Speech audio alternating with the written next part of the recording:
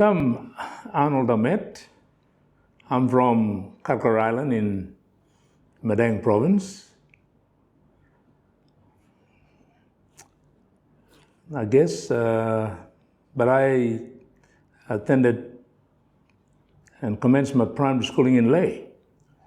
My father was a medical assistant working with the health department, and he was posted when I was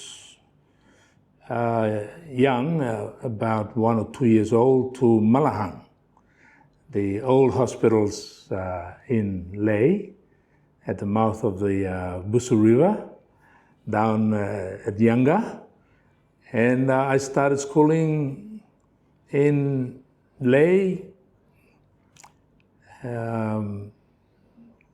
then completed grade 2 at Butibam Primary with Utula Samana, and then my father transferred to Madang in 1961, I think, and I continued my education there in Madang, and then did first year high school at Tusbab, then was awarded a pre-independence scholarship to Australia, and completed my secondary education in Australia from 1966 to 1970, and came back to attend university in 1971.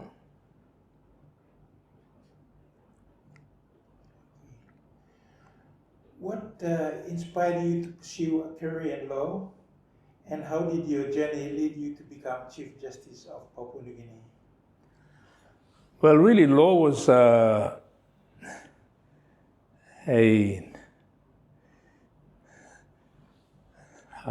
shall I say, just an alternative,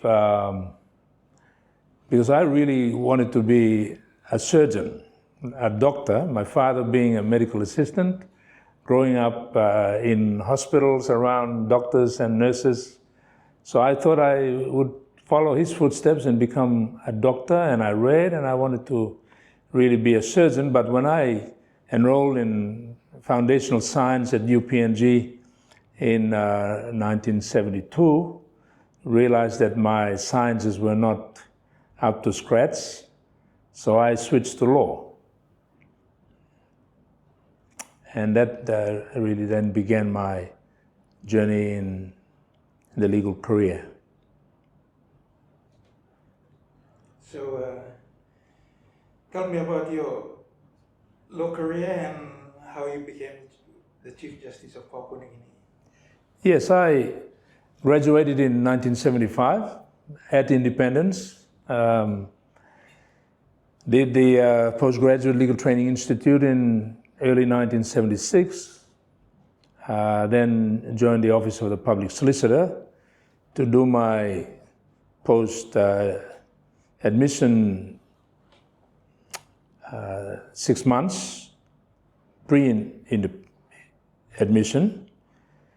And then after that, I stayed with the Public Solicitor's Office and continued as a criminal defense lawyer from 1976 to 1981, when I was appointed then the second national public solicitor, 1981 to 1983. In August of 1983, I was then appointed a judge. And that then began my judicial career from 1983, August. Served, I was the 5th national judge. The first was the first national public solicitor, Sir Mari Kapi, now deceased. And then the second national judge who was appointed directly Chief Justice was Sir Burikido, being the most senior lawyer at the bar, and being Secretary for Justice and Attorney General, and then later Secretary of the Prime Minister's Department, before he was then appointed Chief Justice. I'm not too sure exactly when that was, might have been about 81, 82. Then third national judge was William Caputin, the older brother of Sir John Caputin. We worked together at the Public Solicitor's Office. And then the fourth national judge was Bernard Narakobi. He was appointed an acting judge for a year, and I became the fifth national judge. William Caputin then left after 3 years. Bernard Narakobi left after a year to go into politics. I then became the third most senior national judge to Sir Buri and Sir Mari, who became the Deputy Chief Justice to Sir Buri Kiru. And so when Sir Buri Kiru's 13-year term expired in August of 1993, the government of Wingti and Chan decided to appoint me as the second national Chief Justice. So I succeeded Sir Buri as the second national Chief Justice, and Sir Mari Kapi remained my deputy for 10 years. During your tenure as Chief Justice from 1993 to 2003, what were the most significant challenges you faced in upholding the rule of law? Well, the first test to my leadership as Chief Justice came exactly about a year later, in September of 1994, when the government was still led by Pius Wingti and Sir Julius Chan, whose government appointed me as Chief Justice in August 1993. So in September 1994, the 18 months grace period in Prime Minister Wingti's term expired, and he then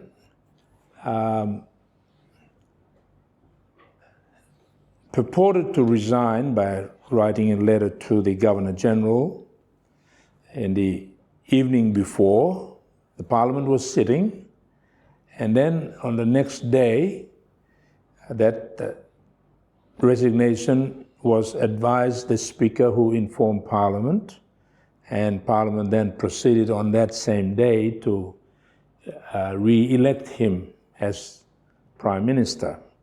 That re-election was then challenged by the then leader of the opposition, Chris Iveta, came before the Supreme Court, and I impaneled as Chief Justice a bench of 5 senior judges to deal with the question of whether that was constitutional.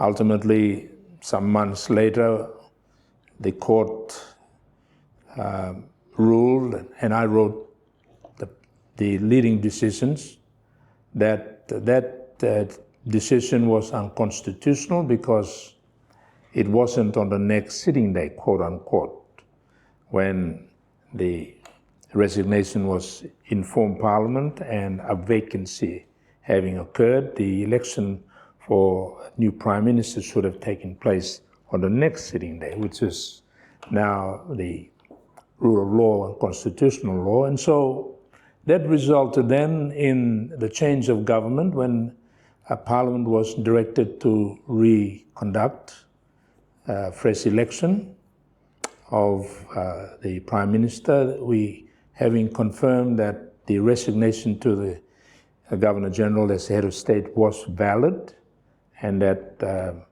the election of Wingti as Prime Minister was invalid, and so that resulted in Sir Julius Chan then becoming Prime Minister. So that landmark decision in the judicial landscape had established the independence of the judiciary, reinforced that when judges and Chief Justices are appointed by the government of the day, they are expected to be impartial, independent, above reproach, and incorruptible. And will make decisions without fear of favor, even against the government of the day that might well have appointed them. So that has reinforced the independence of the judiciary thereafter to today. Can you share some landmark cases or decisions you were involved in and how they have shaped PNG's legal landscape? Yeah, I mean, it's a period of 20 years. One decision that I participated in when I was not Chief Justice then, in 1986, under the leadership of Seburi Kiru, was challenged by the Office of Public Solicitor to the constitutionality of the Vagrancy Act. I was a member of the court that Seburi impaneled, 5 of us, and we struck down the then Vagrancy Act as being unconstitutional, as infringing the fundamental freedom of citizens' right, freedom of movement. And as you know, that law is now being mooted to be represented. And I think what happens is that legislatures take guidance from the ruling of the Supreme Court, and they can amend and tailor decisions or legislations to comply with what the courts might have ruled as being what is constitutional and what is not. So that was one. There were several others in between that related to the powers of the Ombudsman Commission in investigating leaders. The issue of the rights of leaders to be afforded a right to be heard and respond to the allegations being made against them. This is, again, a fundamental human rights, natural justice requirement that many are now aware of, that when you are being accused, you have the right to be informed of the allegations and a right to be heard and to respond to those allegations. So in a couple of cases, Albert Caro, who was then a member and minister in Parliament, and a later case of John Neil Curry.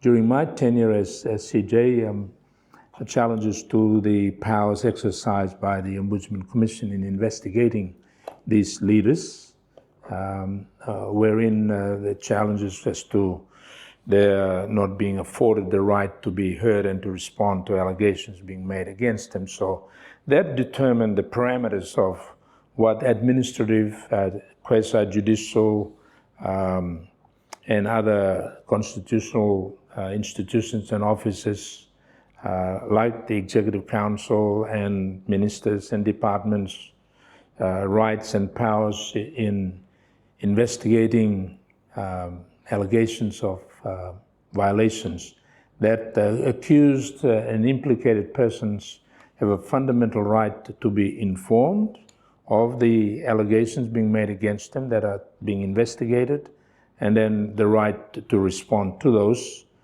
before decisions are made as to whether or not they are to be referred or penalized, etc., etc. So that's a natural justice right that is now universal in the world, of course, and in our constitutional democracy. Another milestone landmark decision was in 1996. I just looked in PACLI on all the decisions that I presided over during my term, 10 years as CJ, is the one that related to how many days Parliament should sit within a year. And the language was, in principle, 9 weeks. And that came before my court when Parliament, I think at the time, adjourned for a lengthy period of time. And it was challenged as to whether or not they had complied with that principle, that in principle, Parliament must sit minimum of 3 times within a 12-month period of no less than 9 weeks. And so we wrestled with that. I impaneled a 7-member court. We wrestled with the technical legal terminologies of in principle, 7 days in a working week and 9 weeks, and ultimately the court by a majority ruled that 7 days in 9 weeks meant literally 63 days. That Parliament must sit as a minimum within a period of 12 months. And so that has now laid the foundations. I think another important constitutional principle that was asserted by the Supreme Court and has got some challenges taking place as we speak is the principle of the inherent power in the Supreme Court to do justice. Inherent power to do justice, quote unquote. The question was whether that inherent power to do justice meant justice according to law or justice generically. And I think that in a number of precedent decisions that I wrote, I departed from the expected traditional definition of that to mean justice according to law, to mean justice generally, so that outside of the letter of the law, there is still the need to effect and administer justice that is fair and equitable, which may not be according to the letter of the law in some times. And so when the Supreme Court exercises that inherent power in interpreting constitutions where allegations are being made of people's rights and or decisions such as in Parliament or against individuals, the court, as the custodian of the people's power, vested in it by the Constitution, has the power superseding Parliament and the executive to administer justice according to law. And it may be according to constitutional law or the universal basic justice. So that was challenged, if I could refer to, and right now that in the 2011 constitutional political impasse. I was then the Minister for Justice and Attorney General in Grand Chief Sir Michael Somari's government when Peter O'Neill and Parliament decided to unseat Somari's government by a process that ultimately the Supreme Court ruled was unconstitutional, and that Grand Chief was still the Prime Minister twice over. And the Supreme Court directed and ruled that Grand Chiefs should be restored as Prime Ministers, but Peter O'Neill and the majority at the time contended that Parliament had the inherent legislative power to make the kind of decisions and pass the kinds of laws that Parliament then did to then continue to retain political power. And so that was a challenge to that particular inherent decision. But thereafter to now, the courts, the legislature and the executive have sufficiently respected the Supreme Court and the judiciary's inherent power to interpret the Constitution. What reforms or changes would you like to see implemented to strengthen the judiciary in Papua New Guinea?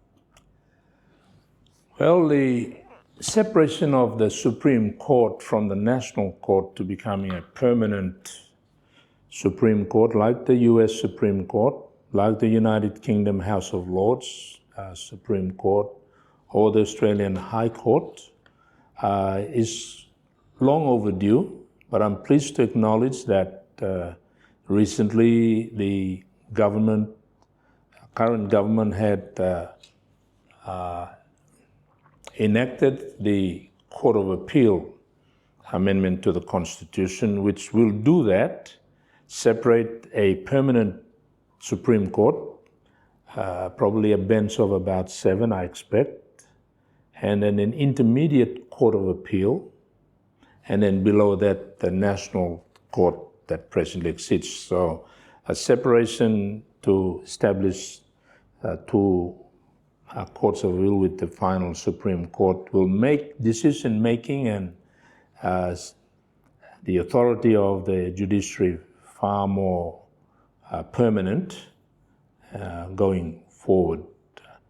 The second most important issue that remains outstanding in my view and experience is the appointment of judges and chief justices. Under the current constitutional regime, they are appointed for 10 years at a time. The ordinary judges from the Deputy Chief Justice down are appointed by the Judicial and Legal Services Commission, an independent body chaired by the Attorney General and Minister for Justice, comprised of Chief Justice, Deputy Chief Justice, Chief Ombudsman, and a Member of Parliament. That's independent. And the Chief Justice is appointed by the Cabinet, government of the day.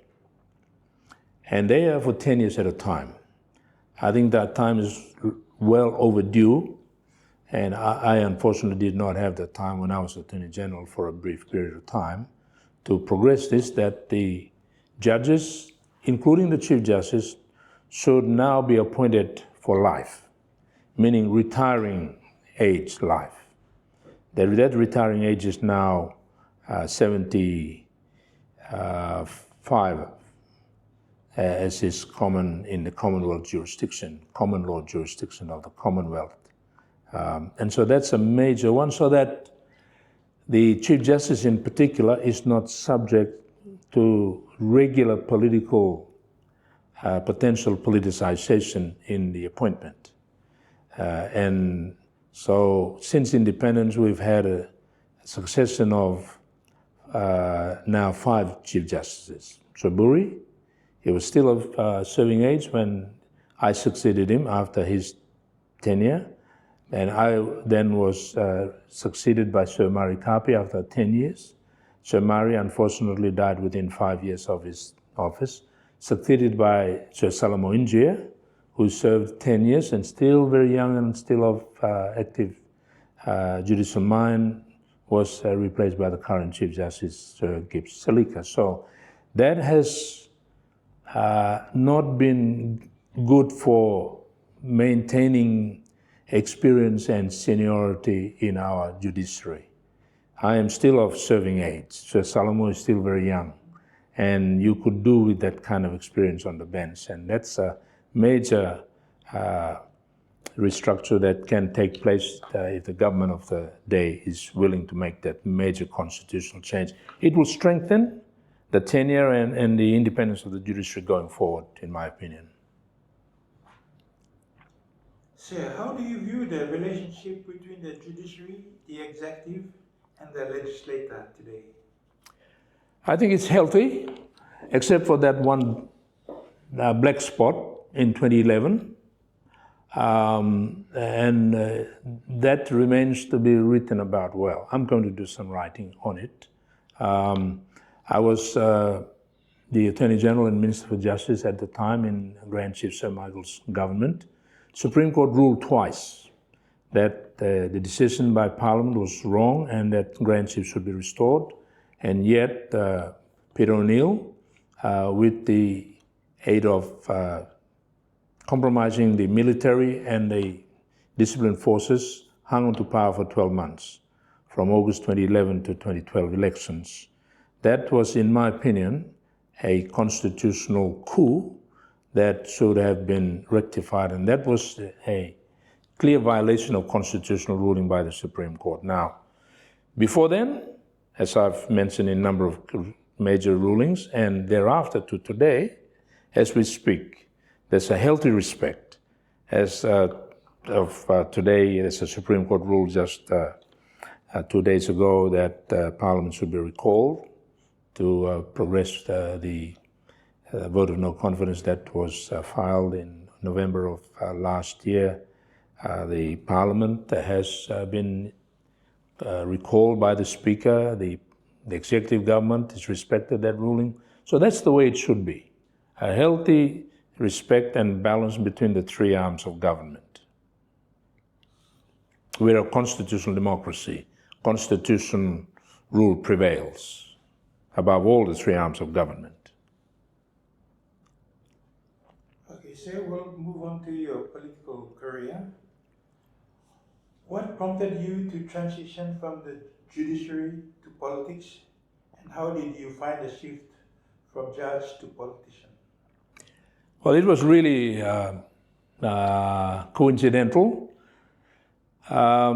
because I bowed out after my 10-year term. I was still willing to continue to serve, but that was the prerogative of the executive government of the day, and I respected it as when I succeeded Soburu and respected that decision.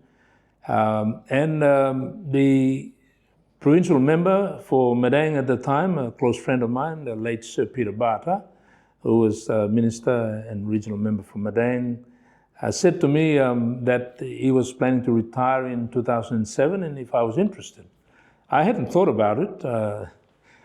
Quite frankly, I was quite, in my career as a constitutional officer, holder, public solicitor, and judge for 20 years, and had no intention to enter politics. So I considered it with my family and said, yes, why not? We are free to consider that possibility. He supported me and campaigned for me, and I got elected. That's the beginning of my one term.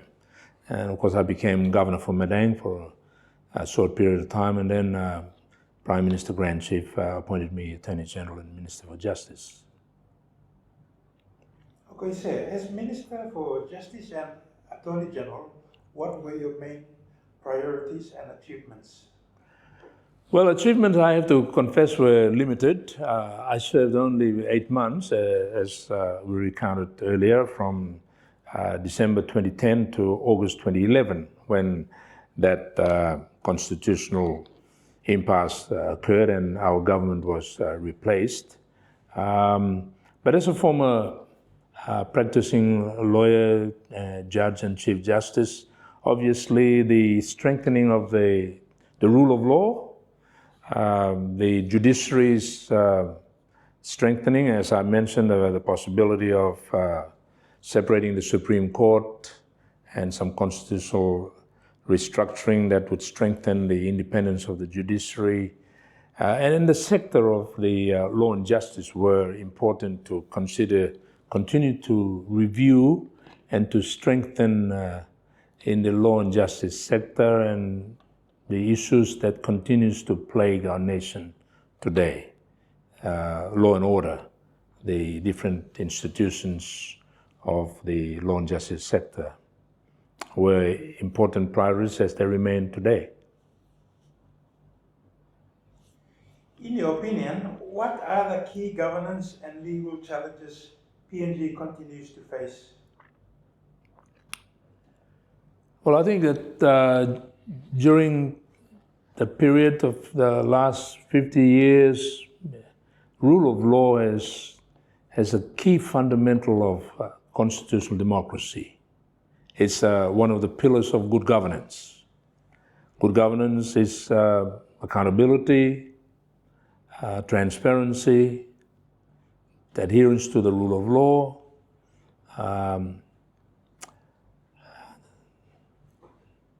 equal participation by the citizens, being informed and their views being taken into account, etc., are the keys to good governance and democracy. And these are the challenges that continue today as we speak. What lessons did you learn from your time in politics that you believe are most valuable for Papua New Guinea's future? I think again, as my experience basically have taught me that the fundamentals of good governance under our Westminster model of parliamentary constitutional democracy are critical. The rule of law is a fundamental pillar, and we in leadership, when we make decisions that need to accord with the rule of law, comply with governance principles of accountability, transparency, integrity, will sustain any democracy. The institutions and structures, in my opinion, that we've adopted under the Westminster model is resilient, has sustained the Western Westminster democracies over millennia and generations, and can do the same if we adhere to those fundamentals. Sir, how do you think your legal background influenced your approach to politics and policy making? Well, once I was attracted to it and got elected, and having been a judge previously and making rulings in relation to political decision making in law and constitution and policy, it was exciting. The potential to bring that wealth of experience in law and justice and constitutional democracy into the legislature, and then ultimately being a member of the executive, was a exciting possibilities in a lifetime. Going from being a judge to becoming a politician and governor of a province for a short period of time, then becoming a minister.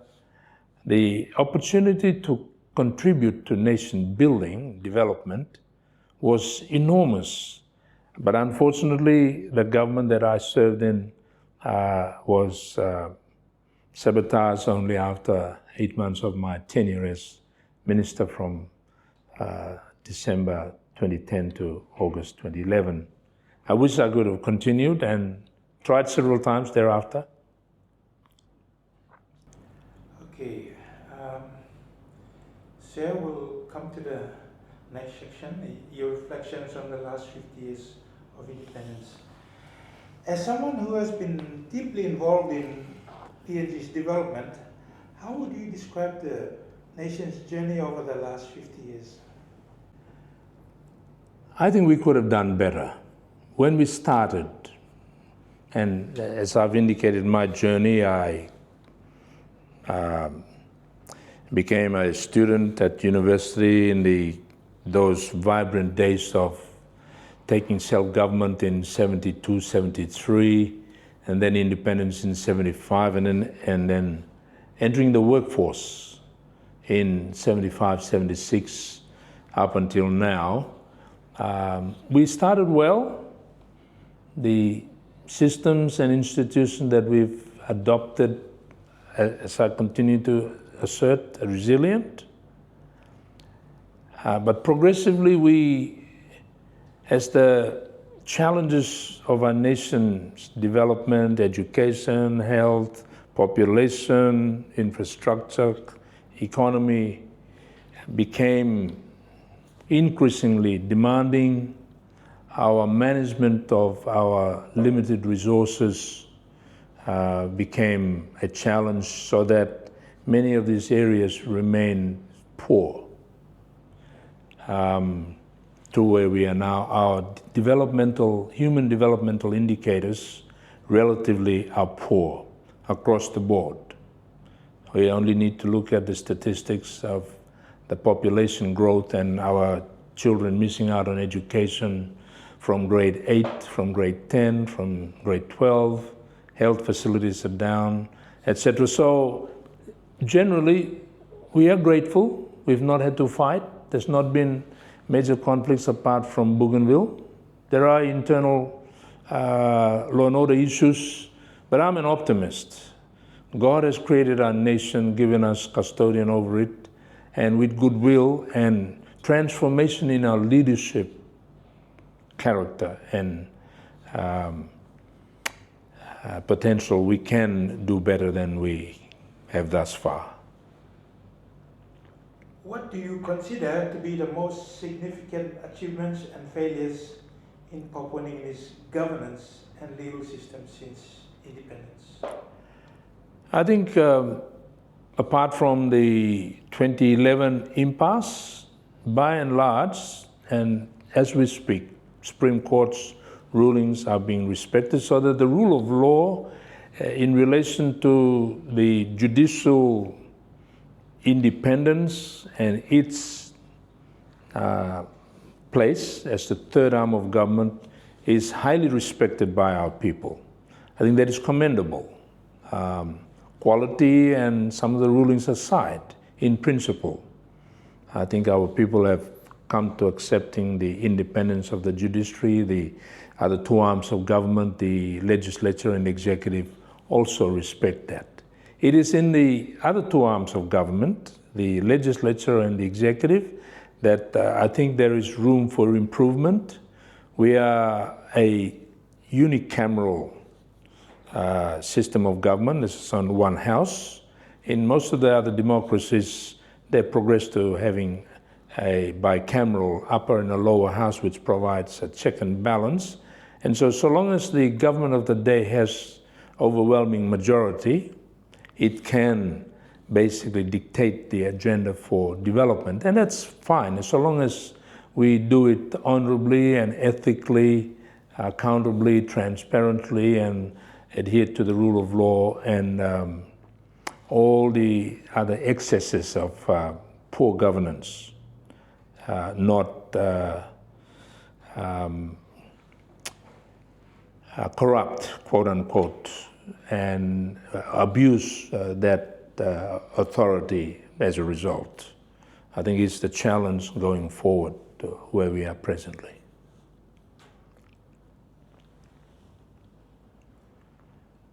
How do you feel Papua New Guinea's judicial and political systems have evolved since independence?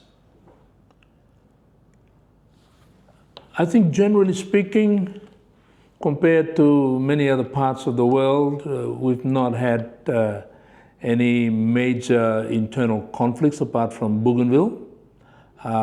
We've got our internal law and order issues, but I think by and large, the three arms of government, the judicial, the legislature, and the executive have functioned harmoniously and respectfully. I think that within each of those are the challenging issues. Quality of our decision making as the legislature controlled by a monopoly executive government. And so the accountability checks and balances in the legislature of an executive are minimized as a result, but the judiciary still upholds its independence in making constitutional rulings.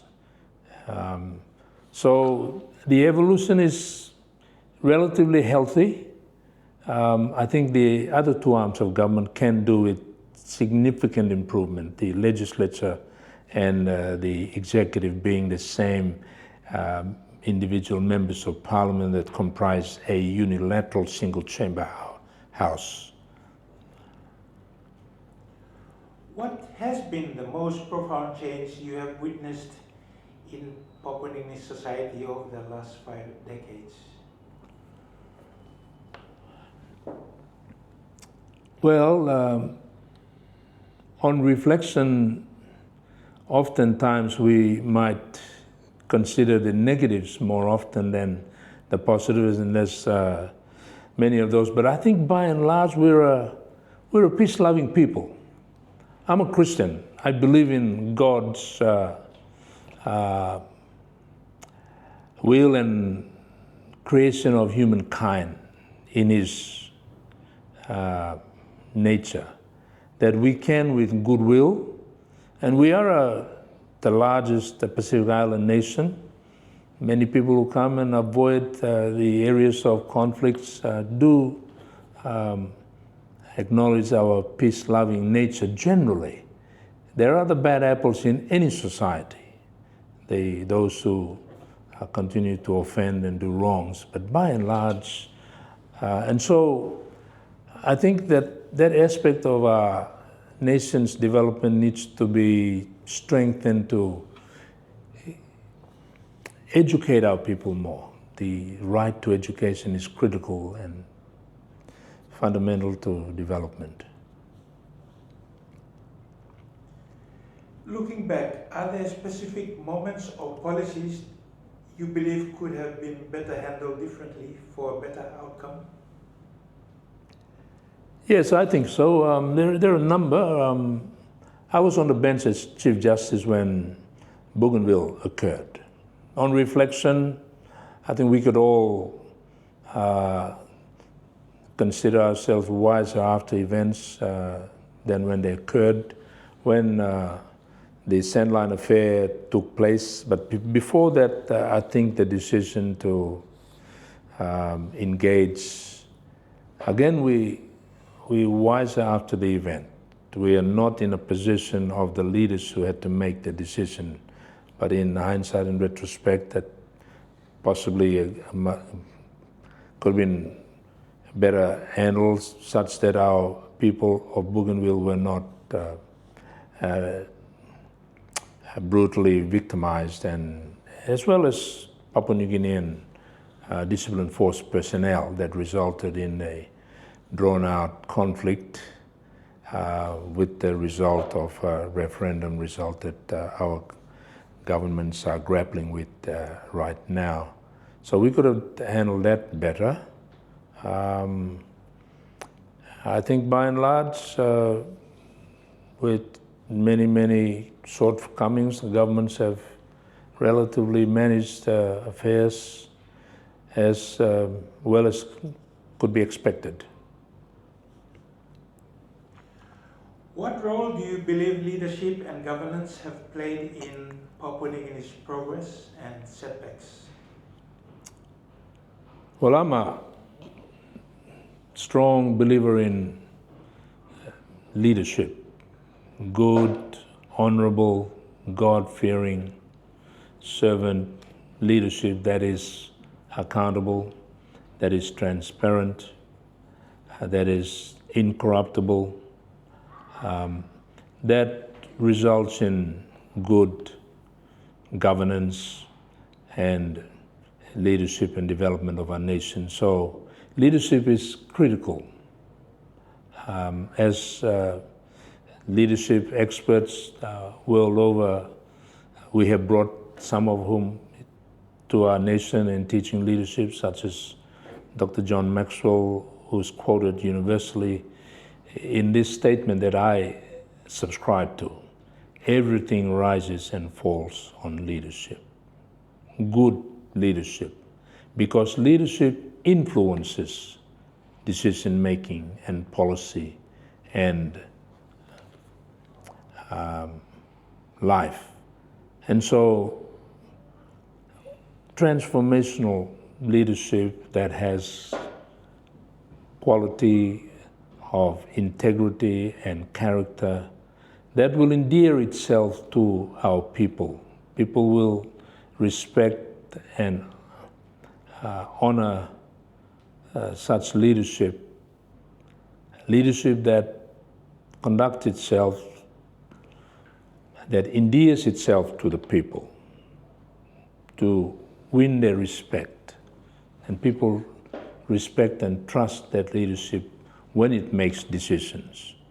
I think these are the critical ingredients for good governance and our nation's management of its resources and people going into the future. Okay, sir, we come to the next section, your hopes for the next 50 years. What are your hopes and aspirations for Papua New Guinea as it moves beyond its 50th anniversary of independence? One of the biggest challenges in my view over this last 5 decades is that we educate our people, the human resource, human capital, as we speak right now, every year. Although we make this grand statement of not leaving one child behind, yet our education capacity, the building of education institutions so that every child has the God-given right of their potential to be upskilled, educated into young adulthood, from primary to secondary and options to tertiary skills development in order that they can become productive citizens, law-abiding development, the human capital of our nation. All the others, in my opinion, take their cue. If we do not educate our God-given young people to optimize their potential in God, we will continue to reap the consequences in law and order issues, spiraling population out of control as a result, unemployment. So an educated, healthy population is key to healthy human development. I believe we can do that with the goodwill of our leadership, utilizing all the God-blessed resources we are blessed with. What key areas should the nation focus on to ensure good governance, social justice, and economic growth? I think leadership needs to be worked on vigorously at all levels. Occupying a leadership position doesn't necessarily qualify you as a good leader. Leadership is taught. Leadership is acquired. Skills are taught and acquired. We may occupy positions, but position doesn't necessarily mean you're a good leader. So in my humble opinion, in my own journey and learning and a desire to become a better leader, I've had to learn, continue to learn. And one great social author said to one of the habits of effective leadership is to sharpen the saw. That is to keep on learning and educating yourself. So the leadership that then has that transformational character of integrity, trust, reliability, honesty, is what integrity means. Servant leadership quality of humbly serving people and not wanting to use the position for our own selfish benefits, that people will respect, that then respects the rule of law, that respects good governance, accountability processes, that is transparent, that is inclusive, all of those fundamentals of what we talk about as good governance principles, that will endear itself to the people. People want to look to its leadership with respect and honor and will follow them willingly without violence. When the leadership is trustworthy, reliable, dependable, is humble and is incorruptible, that's what integrity means. So in my opinion, going forward, and this is a challenge the world over as we speak, the issue of good quality leadership that truly is serving the needs of our people. And that can be learned. It is not automatically acquired when you assume office. It is learned. How can Papua New Guinea improve its judicial and political systems to better serve its people in the future? I think the institutions are resilient. They are tried and tested in millennia from the democracies that we have adopted them from.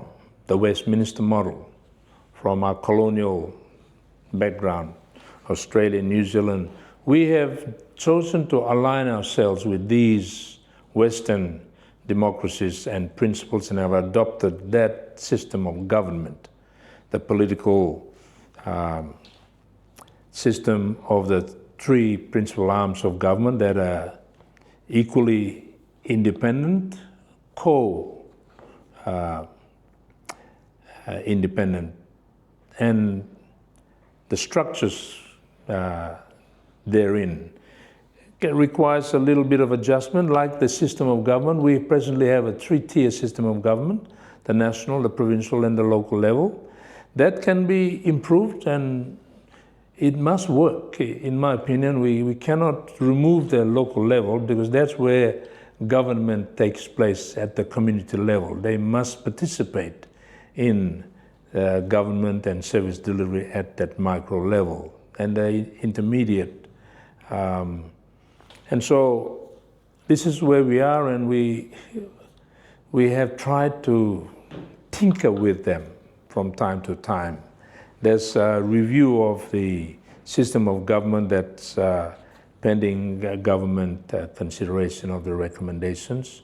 The judiciary is being improved with the introduction of the Court of Appeal, and if we do the constitutional adjustments to the permanent appointments of judges in the Supreme Court and the life retirement appointments of judges so that they are not subject to a regular political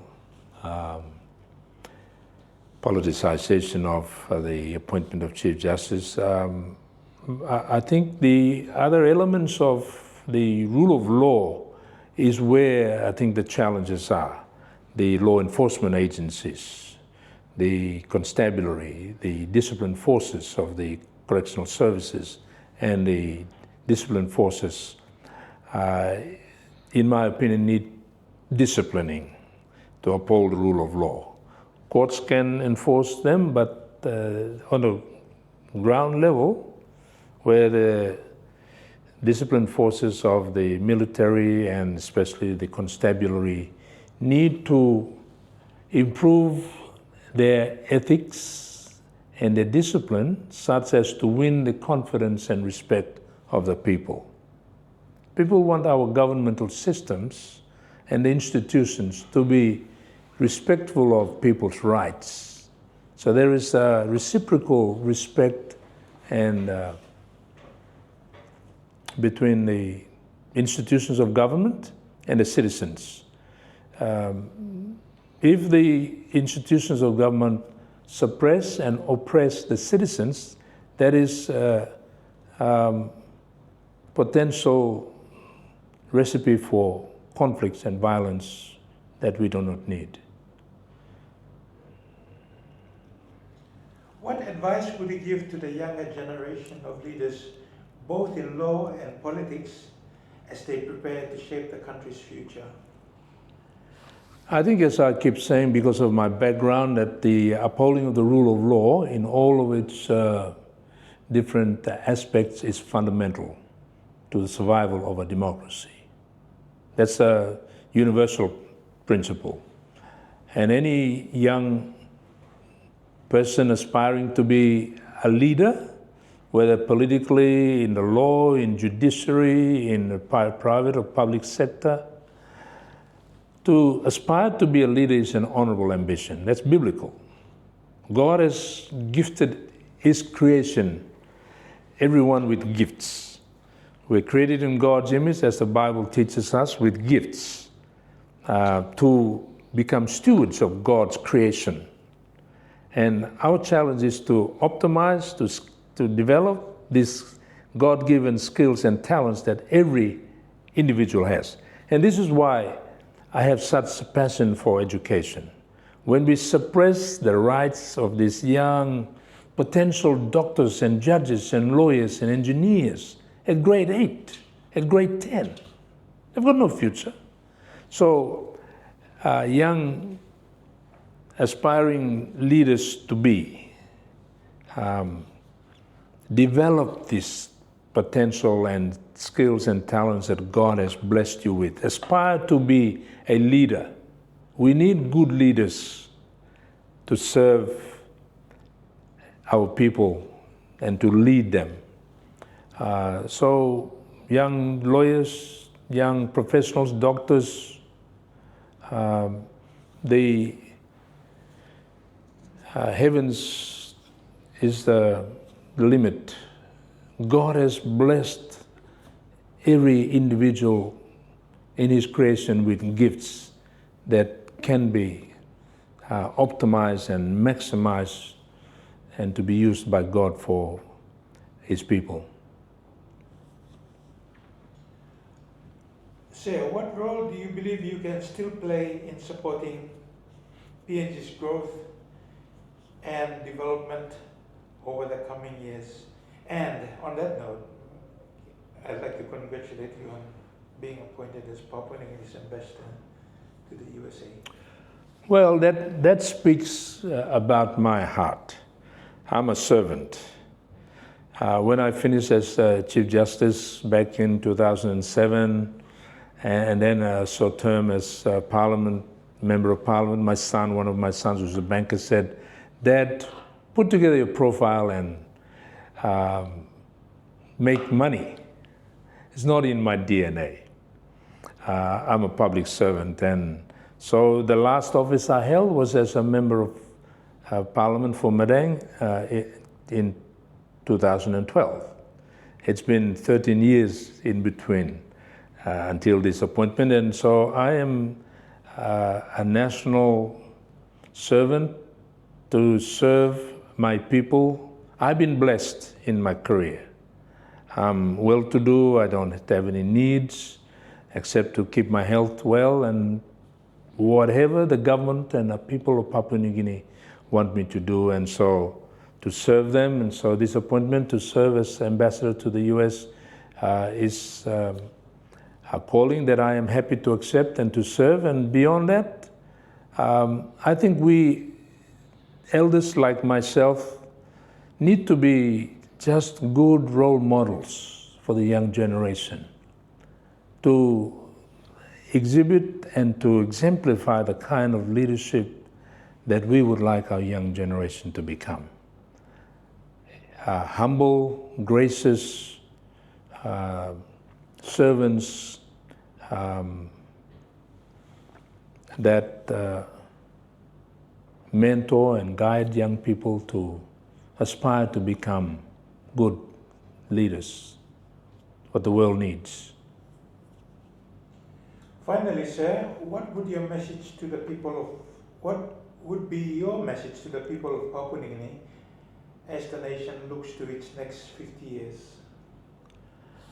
I think we can be grateful to God for our nation. He has blessed our nation with His resources, both natural, environmental, and human. We're a peace-loving nation. We have issues. No country in the world doesn't. But if we unite ourselves and with faith and hope, we can do better. We can learn from our past, the lessons learned of our mistakes and how we can do better. So we look to our future with optimism. Yes, we have issues, there's no question, but let's learn from them. Scripture instructs us, everything works for good to those that love God and are called. We look to our mistakes, rectify them, learn from them, and be determined to do better, improve upon them. And this is why I am so passionate about leadership. Leaders determine the destiny of how our people will develop. Leadership with vision and passion and a heart to serve our people, and not selfishly. I think we have all potential for prosperity going into the future. Thank you. Thank you.